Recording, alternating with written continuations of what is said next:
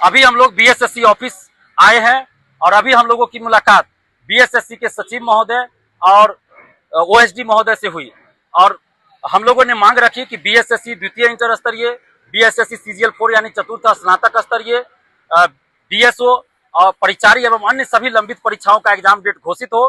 25% संविदा वेटेज को हटाया जाए, परीक्षा ऑफलाइन कराई जाए, पारदर्शिता के साथ परीक्षा कराई जाए और साथ में पेपर लीक न हो, धांधली सेटिंग न हो, इसके लिए भी ठोस उपाय किए जाए। हमने कुछ उपाय भी बताया कि पेपर लीक और धांधली सेटिंग कैसे रोका जा सकता है, तो उन्होंने कहा कि जो उपाय आप बता रहे हैं उसको हम लागू करने का प्रयास करेंगे।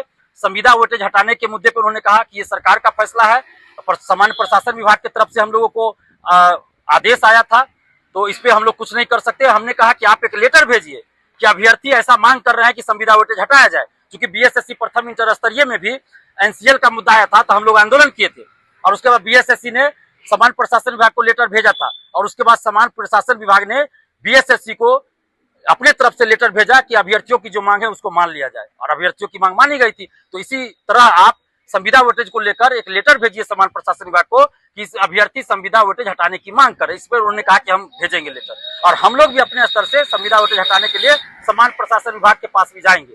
और ऑफलाइन परीक्षा कराने पे भी उन्होंने कहा है कि हम लोग ऑफलाइन परीक्षा कराने पे विचार कर रहे हैं और एग्जाम डेट घोषित जल्द हो, इसको लेकर उन्होंने कहा कि आपने चूंकि मीडिया में कहा था, अखबार में भी खबर छपी थी कि 10 दिन में अगर एग्जाम डेट घोषित नहीं होगा तो आंदोलन करेंगे।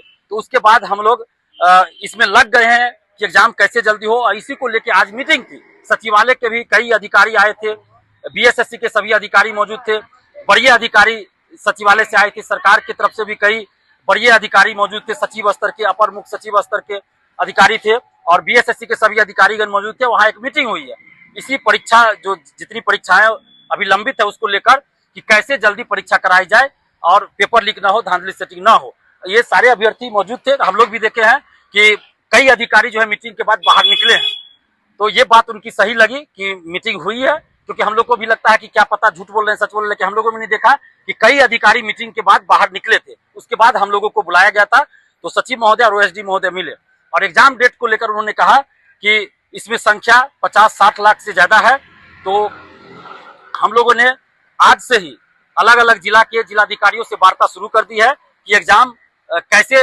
सही तरीके से कराया जाए कि पेपर लीक ना हो, धांधली सेटिंग ना हो और सही से एग्जाम हो जाए। इसको लेके मीटिंग शुरू कर दिए हैं, अलग अलग जिला के जिलाधिकारियों से वार्ता कर रहे हैं और 10 से 15 दिन का समय हमको चाहिए। 10 से 15 दिन में हम एग्जाम डेट घोषित कर देंगे बीएसएससी सीजीएल 4 द्वितीय इंटर स्तरीय, बीएसओ परिचारी इन सब का। और उन्होंने ये भी कहा कि 3 महीना के अंदर हम ये सब एग्जाम कराना चाह रहे हैं, उसके लिए प्रयास कर रहे हैं।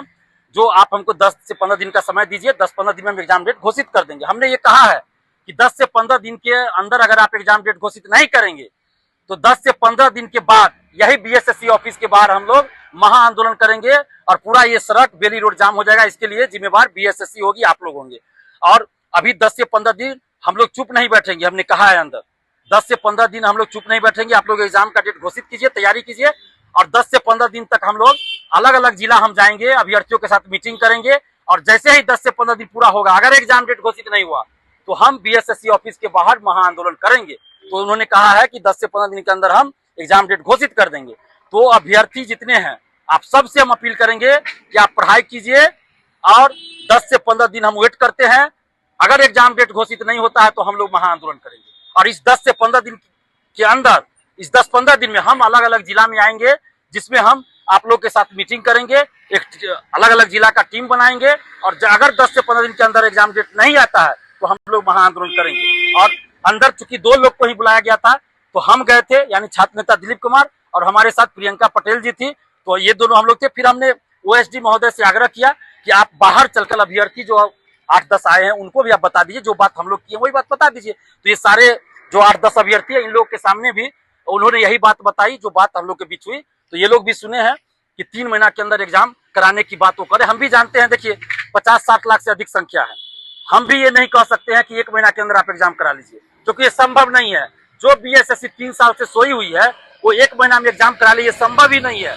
और हम ये भी नहीं चाहते हैं कि एग्जाम सही से न हो, पेपर लीक हो जाए, धांधली सेटिंग हो जाए। नहीं, हम चाहते हैं पारदर्शिता के साथ एग्जाम हो, धांधली सेटिंग ना हो, किसी तरह का फर्जीवाड़ा ना हो, पेपर लीक ना हो। तो इसलिए अच्छे तरीके से एग्जाम हो। तो इसलिए के लिए कम से कम हमको भी पता है 2 से ढाई महीना समय बीएसएससी जब से शुरू करेगी तो 2.5 महीना कम से कम समय लगेगा। तो ये 3 महीना के अंदर बोल रहे हैं एग्जाम करा लेंगे। तो हम लोग इंतजार कर रहे हैं कि 10 से 15 दिन के अंदर एग्जाम डेट घोषित हो, नहीं तो महा आंदोलन होगा इसी बीएसएससी ऑफिस के बाहर। बस आप लोग पढ़ाई कीजिए और एकजुट रहिए। हम अलग अलग जिला में आ रहे हैं, आप लोगों से मिलेंगे, बैठक करेंगे, टीम बनाएंगे अलग अलग जिला का, हर जिला का। और 10 से 15 दिन के अंदर नहीं आया एग्जाम डेट तो महा आंदोलन इसी बीएसएससी ऑफिस के अंदर होगा। और कुछ लोग जो आजकल अलग अलग पार्टी के एजेंट है, कोचिंग के एजेंट है, वो लोग हर आंदोलन में घुसकर आंदोलन को कमजोर करने का प्रयास कर रहे हैं। मेरा नाम लेकर कि दिलीप भैया भेजे हैं, दिलीप कुमार भेजे हैं, अभ्यर्थियों को गुमराह कर रहे हैं। तो ऐसे लोगों पे विश्वास नहीं कीजिए। जब तक मैं वीडियो में नहीं बोलूं, मेरे फेसबुक, ट्विटर या यूट्यूब पे कुछ लिखा ना जाए मेरे द्वारा, तब तक किसी की बातों पे भरोसा नहीं कीजिए। क्योंकि मेरा नाम लेकर कुछ लोग आजकल चेहरा चमकाने में लगे और कहते हैं कि दिलीप भैया भेजे हैं तो दिलीप भैया ऐसा बोले हैं, जबकि हम ऐसा कुछ नहीं बोलते हैं।